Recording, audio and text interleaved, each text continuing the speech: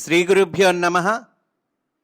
ఇష్టాగోష్ఠి సనాతన ధర్మమునకు సంబంధించిన కొన్ని ప్రశ్నలకు మాస్టర్ ఈకే గారు మనకు సులభముగా అర్థమయ్యే రీతిలో శాస్త్రీయమైన సమాధానాలను ప్రసాదించారు.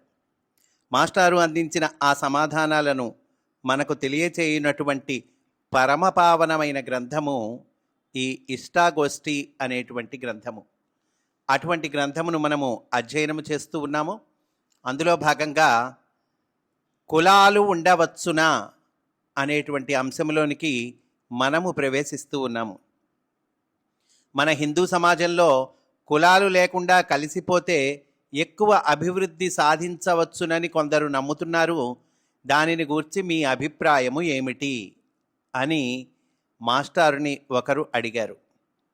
అందుకు మాస్టారు సమాధానం చెబుతూ ఉన్నారు. కలసిపోతే అనేది మధురమైన భావకవిత్వం, అంటే ప్రాక్టికాలిటీకి దూరంగా ఉన్నటువంటిదండి. మధురమైన భావకవిత్వం అంటున్నారు. ఎవడి కులం వాళ్ళకి వాడు జీవనోపాధి కల్పించుకొనటంతో నిండి ఉన్న సమాజంలో ఇలాంటిది సాధించాలి. సాధించితే సమాజం బాగుపడుతుంది అనే సిద్ధాంతంలో వేదాంతంలో పరబ్రహ్మాన్ని స్థాపించటంలాగా కొందరు వ్యక్తుల మానసిక కక్షలో మాత్రం మధుర భావాల్లాగా మెదులుతూ ఉంటుంది. అది కొంతమంది వ్యక్తుల్లో అట, అది కూడా వాళ్ళ మానసిక కక్షల్లో అట. అంటే భౌతిక కక్షలోకి రాదు, మానసిక అంటే మనస్సులో మాత్రం మధుర భావాల్లాగా మెదులుతూ ఉంటుంది, ప్రాక్టికాలిటీకి రాదు అంటున్నారు మాస్టర్. ఈ సిద్ధాంతం చెప్పేవారు కులాంతర సంబంధాలకు సిద్ధంగా లేరు. ఈ సిద్ధాంతాన్ని ఎవరైతే చెప్తున్నారో వాళ్ళు వాళ్ళ పిల్లల్ని వేరే కులం వాళ్ళకిచ్చి పెళ్లి చేస్తారా? కులాంతర సంబంధాలకు సిద్ధంగా లేరు. సిద్ధంగా ఉన్నవారు ఆచరించగలరు కనుక చెప్పవలసిన, ప్రచారం చేయవలసిన అవసరం ఉండదు. అనాదిగా కులాలు సర్వసమత్వానికి అడ్డు వస్తున్నాయి అనేది ఆచరణ సత్యం లేని కేవల వైజ్ఞానిక సిద్ధాంతం. ఈ కులాలు అడ్డొస్తున్నాయ్యా, ఈ సమత్వానికి అడ్డొస్తున్నాయి అనేటువంటిది కేవలం వైజ్ఞానిక సిద్ధాంతం అంటున్నారండి. ఇందులో ఆచరణ సత్యం లేదు అంటున్నారు. కొన్ని కులాలకే వేదశాస్త్రాలు, కొన్ని కులాలకే ఉద్యోగంలో ప్రాధాన్యం అనే తుక్కు అభిప్రాయాలు కులాలకు సంబంధించినవి కాక వ్యక్తులకు సంబంధించినవి. వ్యక్తుల భావాలలోని వ్యత్యాసాలకు కులాలు కారణం కాదు.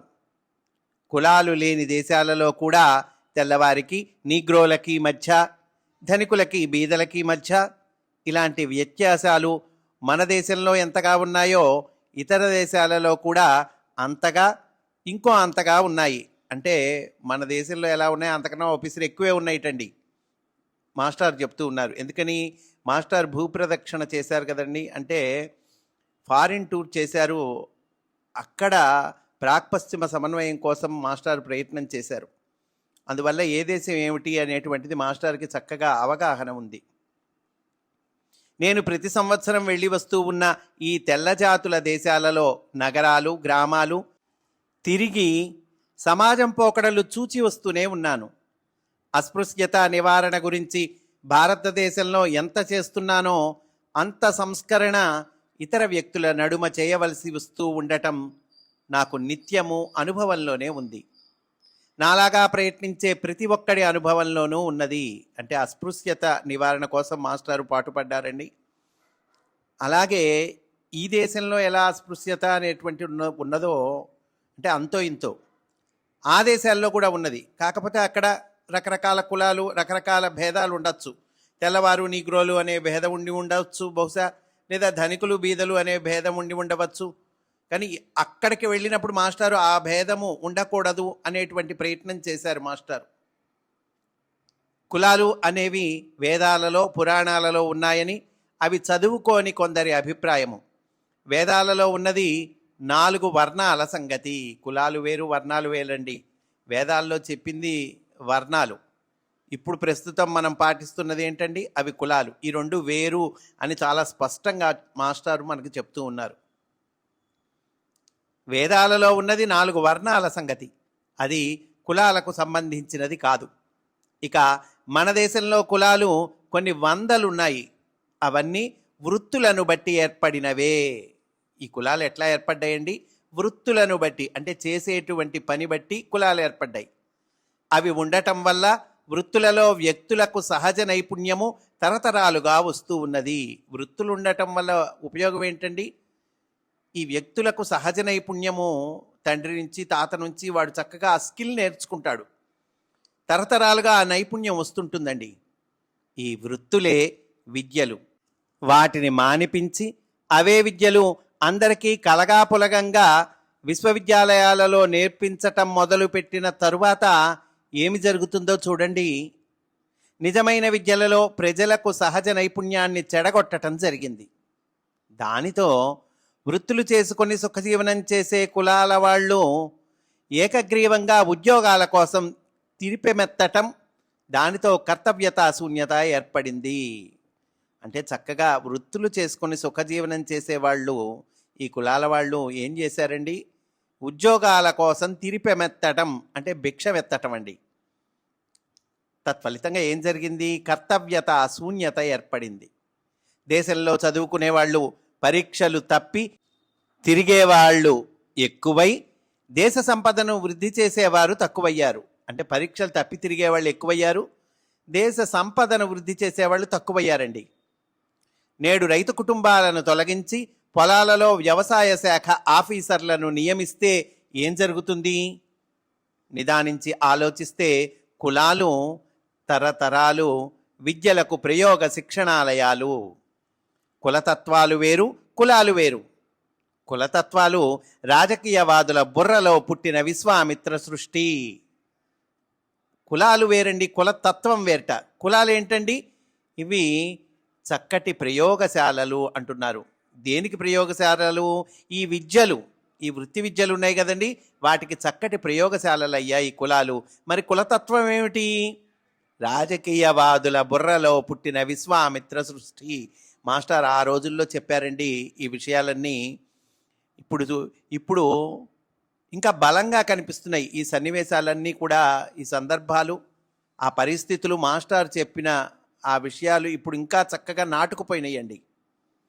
ఈ రాజకీయవాదులు, రాజకీయ నాయకులు ఈ కులాలను ఇంకా పెంచి పోషిస్తున్నారు, ఇంకా బాగా భేదభావం తీసుకొస్తూ ఉన్నారు. మాస్టర్ అప్పట్లోనే ఊహించి చెప్పారు, జరగబోయేది కూడా ఊహించి రాశారండి. కులతత్వాలు రాజకీయవాదుల బుర్రలో పుట్టిన విశ్వామిత్ర సృష్టి. వారి బోధలు భారతీయ గ్రామ జీవితాన్ని కలుషితం చేయటానికి పనికి వచ్చినాయి. గత పావు శతాబ్దంలో గ్రామంలో పశు సంపద ఉన్నవారు పూర్వం ఇరుగు పొరుగు వారందరికీ పెరుగు, పాలు, నెయ్యి చక్కగా సమకూర్చి పరస్పరత్వం సహకారంతో మెలగి ఇల్లు కళకళలాడుతూ సంపన్నంగా జీవించేవారు. అందరూ వారితో సోదరత్వం కలిగి కొలువులో మనుషుల్లాగా మెలిగేవారు. ఒకరికొకరు అన్ని పనులు సమకూర్చుకుంటూ ఉండేవారు. మనిషికి నడుమ డబ్బు పట్టింపు ఉండేది కాదు.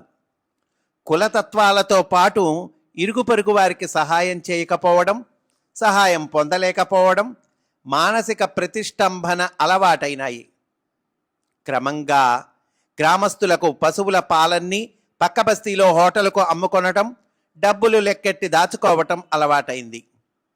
వారి పిల్లలు ఆ డబ్బులు తీసుకుపోయి హోటళ్లలో ఆ పశువుల పాలతోనే చేయబడిన కుళ్ళు కాఫీ కోసం తిరిగి ఖర్చు పెట్టడం అలవాటైపోయింది.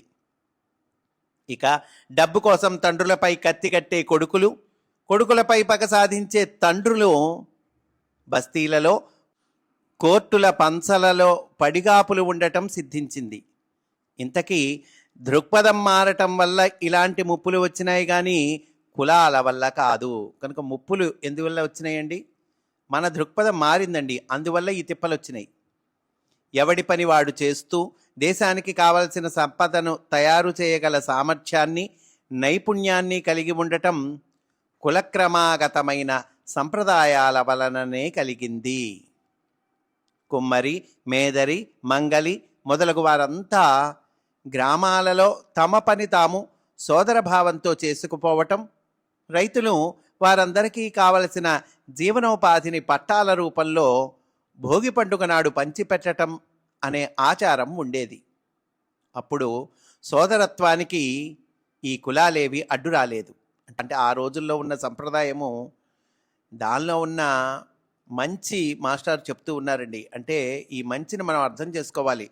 ఎంతసేపటికి ఆ రోజుల్లో వాళ్ళు సరిగా చేయలేదు అని అనకూడదండి. ఆ రోజుల్లో సోదరత్వానికి ఈ కులాలేవి అడ్డు రాలేదు అంటున్నారు మాస్టారు. ఇంతకీ ఒక కులం వారు ఇంకొక కులం వారితో భోజనం మొదలైనవి చేయకూడదు వగైరా భావాలు మానవ దౌర్భాగ్యాలే కానీ కులాల దౌర్బల్యాలు కావు. ఇవి మానవుడు ఏర్పరచుకున్న దౌర్భాగ్యాలండి. ఒక మతం వాడు ఇంకొక మతం వాడిని పాపి అనటం ఎలాంటిదో, ఒక పార్టీ వాడు ఇంకొక పార్టీ వాడితో మాట్లాడకూడదు అనటం ఎలాంటిదో ఇది అంతే అన్నారు మాస్టారు. అంటే అయ్యా మీ కులం వాళ్ళు మా కులంతో కలిసి భోజనం చేయకూడదు అని అంటము ఇది మానవ దౌర్భాగ్యము అన్నారండి. మనం ఏర్పరచుకున్నటువంటి దౌర్భాగ్యము, అంతేకాని కులాల దౌర్బల్యాలు కావు అని చాలా క్లియర్గా మాస్టర్ చెప్పారండి. స్వస్తి. వాసుదేవ.